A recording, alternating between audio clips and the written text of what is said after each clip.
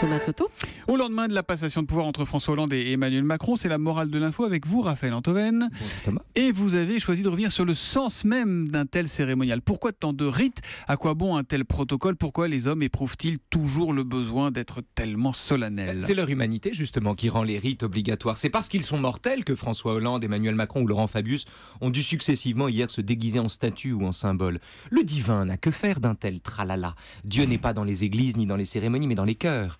Contrairement à une passation de pouvoir, une prière n'a pas besoin de témoins. Voilà, pourquoi faut-il qu'à l'inverse de la prière, la passation de pouvoir soit un tel spectacle? Eh bien parce qu'à la différence de Dieu justement ou de la vérité, le pouvoir est institué par des hommes et pour un temps donné. Le pouvoir, c'est une coquille vide que les hommes ont remplie de leurs désirs. Du coup, sans cérémonie, le pouvoir n'est rien. Il faut l'onction d'un rite à quelque chose qui, comme le pouvoir, existe si peu. Aucun pouvoir n'est possible sans sceptre ni médaille. Le pouvoir ne se suffit pas à lui-même, il est inséparable des gestes et des symboles. Si vous lui enlevez l'apparat, vous lui enlevez tout. Donc le monde politique est forcément une scène de théâtre où chacun joue la comédie du pouvoir. Oui, bien sûr. Et comme au théâtre d'ailleurs, personne n'est dupe. Chaque spectateur sait devant sa télé que les acteurs sont des acteurs et que tout ça n'est qu'une fable. Mais comme au théâtre, la force de la fable dépend de la crédulité volontaire du spectateur. Plus on y croit, plus ça existe.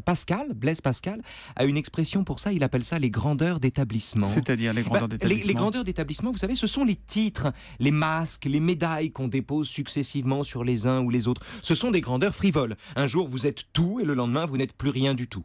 C'est la raison pour laquelle ces grandeurs ont besoin d'apparaître pour exister. Une grandeur aussi minuscule que le pouvoir n'existe que si on la remarque. Donc les rites sont là pour gonfler l'ego du futur souverain. En dictature, oui.